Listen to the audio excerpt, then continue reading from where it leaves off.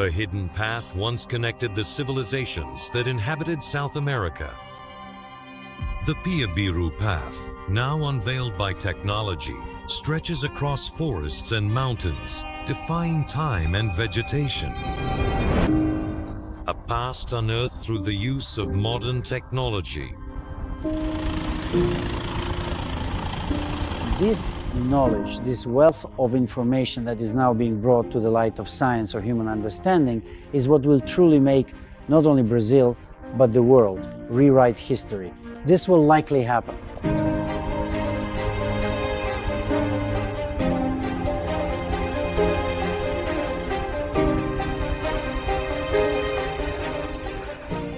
We've arrived at this intact section of the Peabiru Trail, which is this stone path here built with remarkable ancient engineering.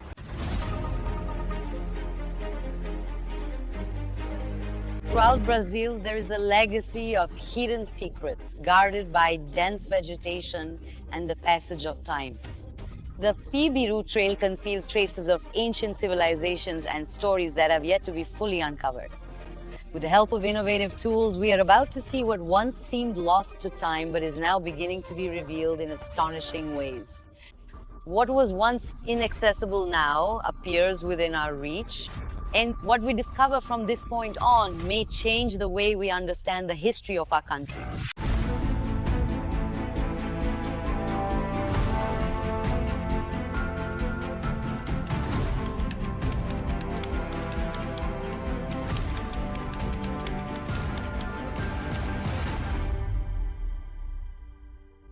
Through this technology, we are able to visualize these cavities, and we can make this connection with the research we conduct on the Peabiru Pass.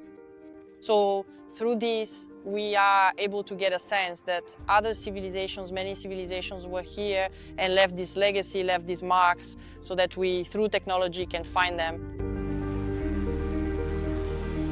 This equipment, which is the ground-penetrating radar, makes it easier for us to find places below the surface that have these cavities. With it, we can also find metals and other things, but our main focus is really the cavities. So right now we're programming this equipment because with this technology we can achieve better efficiency in our results, right? So not only in various places where we conduct our research, we bring the equipment so we can check what's beneath the ground and carry out this mapping.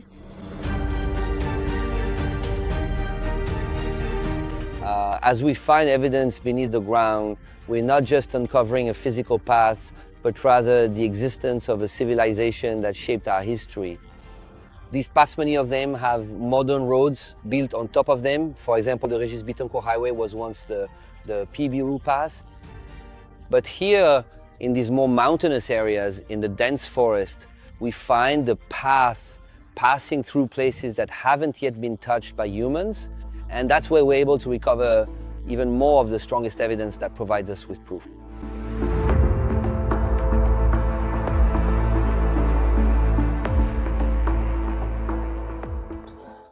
We are able to carry out a flight.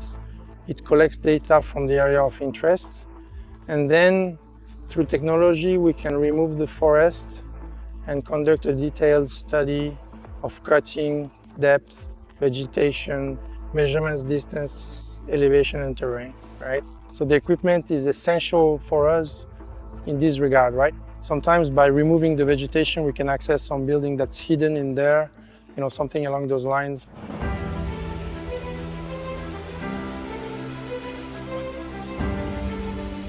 The forest still hides a lot of things, doesn't it?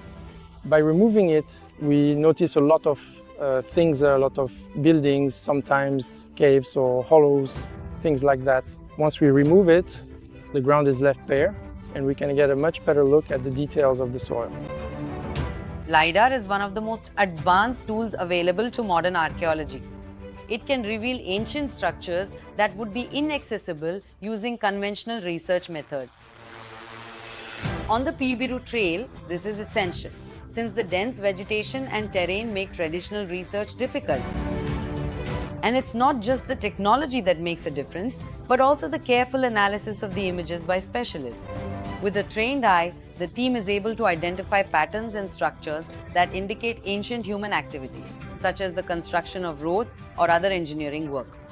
The precision of the images allows researchers to map the area, study changes in the terrain, and understand how ancient civilizations interacted with the environment. This here is the LiDAR mapping done in Juquitiba, in the southern region of the state of São Paulo, an area of Atlantic forest near the coast. So this survey was carried out to identify structures that we call it earth engineering. These are modifications made to the land. It was detected with LiDAR, right? It had already been identified in the field, and then a LiDAR study was done so we could take a broader look, get a better sense of this type of structure. This here is a terracing, most likely for agricultural use, but there are also oral accounts that this is a sacred structure, that there are some stone monuments here that have already collapsed. This is the first earthwork like this that I've identified. There are no reports in the Brazilian archaeological literature of this type here. There aren't any. In the world, you will see this in Peru, right? Made by the Incas and pre-Inca. It's important for us to point out that this here is a technology that predates those great civilizations by a long time. Basically, in other mountainous regions of the world, like in Asia, in Vietnam, Cambodia, which have very ancient civilizations, we have records of millennia-old terracing. It's with evidence like this that we're going to delve deeper and deeper into our research.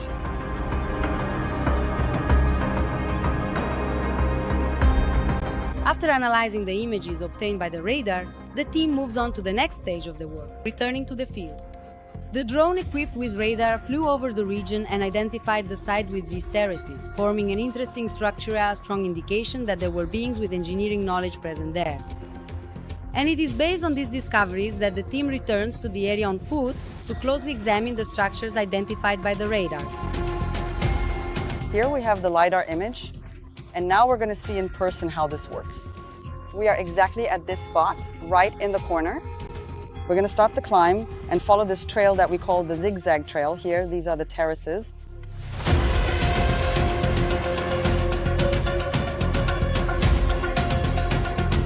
This section here, once we finish marking it all out and have the exact measurements of the entire trail, will be a very interesting point. Besides, these terraces are practically non-existent in Brazil. We do see these structures in other places. That's true. So as we study by deepening our research here regarding the terraces, I think it will bring more visibility and tourism will really expand a lot with this development here. Exactly.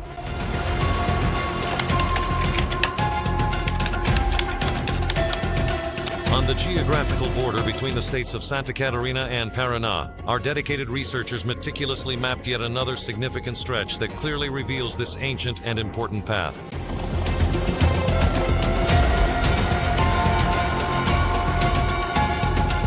Here we've already thoroughly surveyed the entire area, and we've successfully managed to meticulously spot a significant number of crucial things. Now we are proceeding by land to carefully gather even more substantial evidence, to meticulously check out all the relevant material, and to conduct a comprehensive on-site inspection. This is not just to simply collect additional evidence, but also to thoughtfully piece together the complete and intricate puzzle. This vast network that is the Peabiru, following this trail for about 100 or 200 meters, we'll find the branch. Let's go.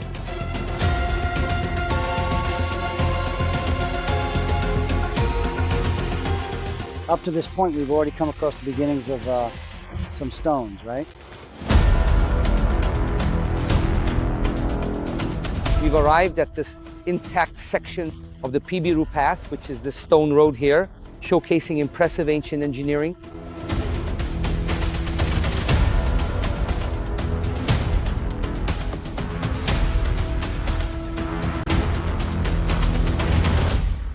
An absolutely incredible, truly indescribable feeling to finally discover this particular part of the path that had not yet been previously found or explored.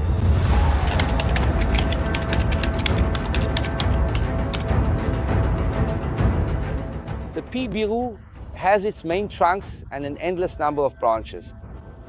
This part here is a major discovery because it was still hidden in the forest with very little access. And this one here is probably part of the main trunk.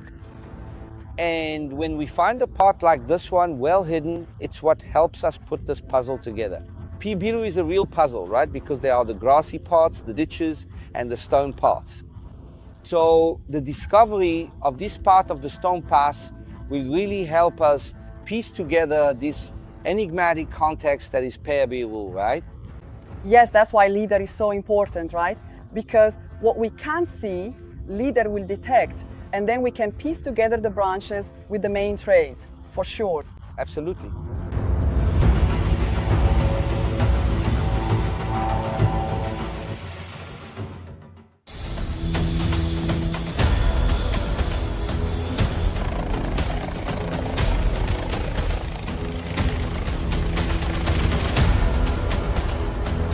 We are flying over the trails of the Peabiru path.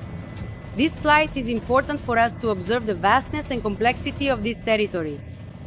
The flight itself has something more to show us. Beyond the panoramic view, the helicopter is essential for taking our team to the most remote and hard-to-reach locations. If we had to cover these routes on foot, the research could take days or even weeks. The flight allows us to record large stretches of land quickly and accurately, with geographic coordinates that will be fundamental for mapping the historical route of the path. This data helps the team to plot precise routes, making it easier to guide the research and increasing the speed at which we find traces of this mysterious path.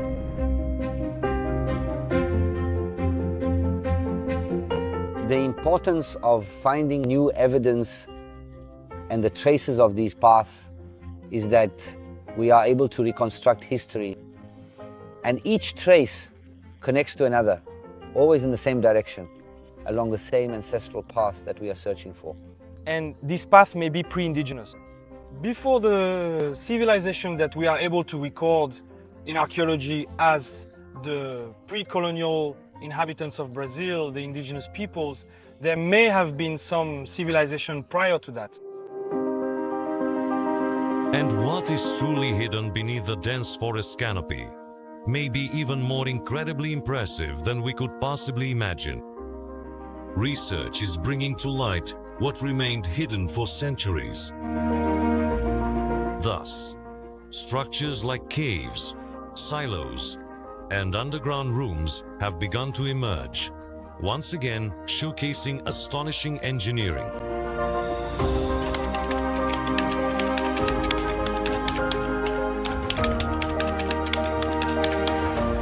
All of this area is still under study, We made this opening now precisely by bringing in the team, the archaeologists, the people in charge, so we can carry out this entire study and have everything mapped out. Because really it's a structure that, for this region and from what we've seen, is unique. We haven't found any other structure like this in the whole region. You can see that they placed the stones here to build this structure, right? It's a structure that was assembled. And is this really stone? It's really stone. This here is stone. Yes. And is it stone from this region? We're conducting an analysis to find out if the stone was found around Hiror, where they found it. Down there you can see that they're even, fitted together in a different way. Uh-huh. But does it actually form the base? It forms the base, but you can see it's really meant to support the structure. And the skill to do this, literally like a pillar, right? Because there's only this one here. Yes. Yes, there's only this one. The rest, you can see that if you search around, you don't find anything, right? And it's a structure. It's a tech concept. Exactly. You can see when you shine the flashlight here, look, bring a flash here. Did you notice a different kind of shine? Yeah. In some spots right there, look. It's a type of clay? Yeah, it's a kind of clay.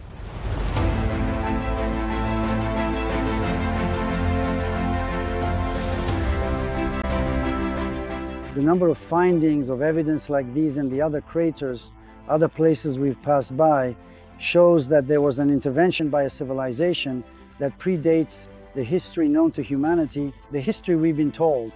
So as these pieces of evidence come together, they form a large cluster of information that is available for either superficial or more advanced analysis regarding history, culture, customs, but mainly about the presence of earlier civilizations here that had technology somewhat more complex than what we think, more complex than anything that has been analyzed so far.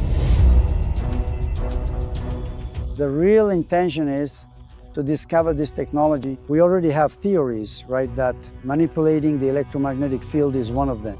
Manipulating the properties of water is one, and manipulating sound vibration as well. So this already gives us a clearer idea of how everything was done in the past and what can be done in the future, because all these technologies together can shape hills and mountains. It's as if the future is hidden in the past. Although these theories may seem unsettling, they raise a crucial point. Did ancient civilizations possess an understanding of physics and energy that goes beyond what we've been able to document so far? With the most advanced technology of today, we are discovering works from the past that seem even more advanced than what we've learned to master. It's impossible not to feel moved when we realize that beneath our feet lie pieces of knowledge that can transform not only how we understand the past, but also the way we live in the present. Sometimes the answers to our greatest advancements are found in forgotten wisdom, even when it comes to taking care of our own bodies. This clay that we discovered has such special properties that we were able to develop together with Abu Dhabi University, the Federal University of Abu Dhabi, a research project and an MOU, right, for technology collaboration, creating the first prototype as a possible superconducting artifact. So where can we apply this? In military radar, right? Because it's the first artifact, it's the first two quantum superconductor capacitor developed in the world, and it's biodegradable. So this is something that only this projected discovery we made among more than 100, right, puts Brazil at the forefront of quantum technology development and also in the development of tourism and culture related to what we have here, which we are not, well, paying as much attention to as we should. And this clay is along the Peabiru Trail. The discovery of the clay is not just an archaeological curiosity, but a window to the future. These materials have enormous potential in various high-tech fields.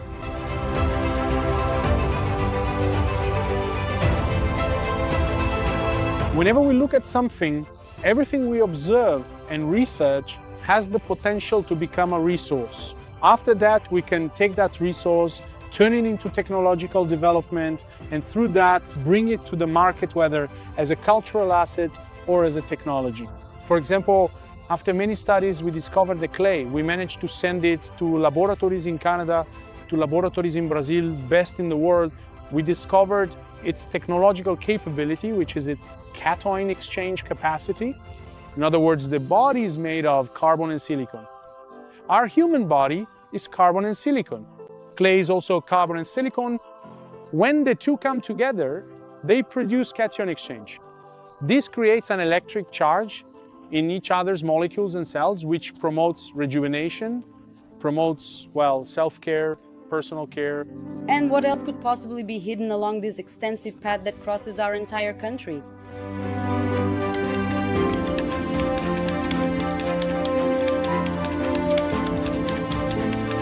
Ancestral knowledge goes far beyond what we can imagine. Yeah, I believe that mankind today is making a big mistake in thinking that it is at its peak. I actually have the opposite opinion, because nowadays we are not taking care of the planet the way we should. So those ancient peoples had a much greater love and connection with the earth. Many call her Pachamama, right? And they were connected to the earth, to food, to what comes from the earth, to animals, much more than we are today. I believe we have a lot to learn from them in terms of actions.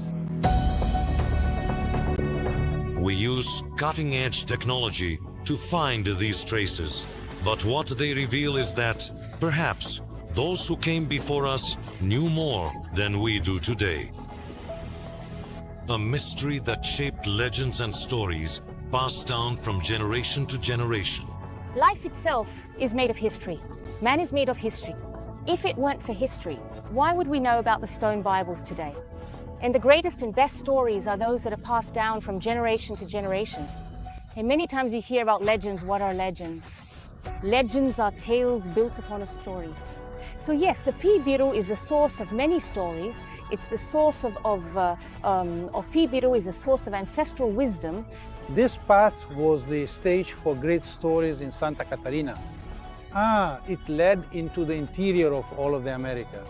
Along these paths walked the Jesuits, who, amazed by the grandeur of this work, wrote to their superiors, to the directors of the Society of Jesus in Europe, describing that here in our land there were paved roads similar to the Roman roads they knew in Europe.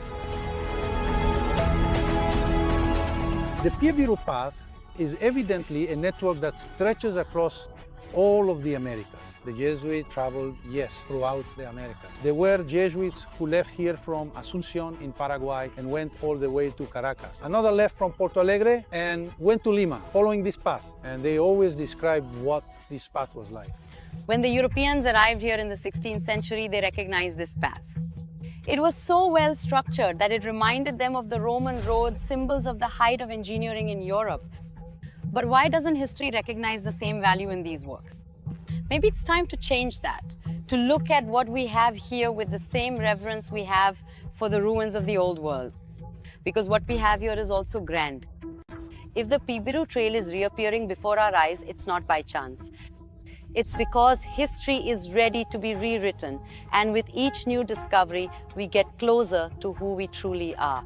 Because understanding the past is the key to creating a future with more awareness, more respect, and more truth. The more advanced our research becomes, the clearer it is that those civilizations mastered knowledge we still haven't been able to reproduce. In the next episode, the expedition will enter territory where what matters most is perseverance and courage.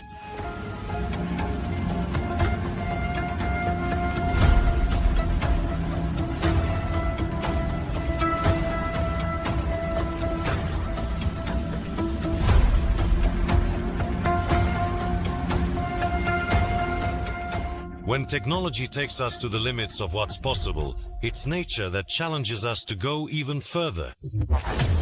A journey through dense forest, where the real test lies in endurance and the ability to overcome nature's obstacles.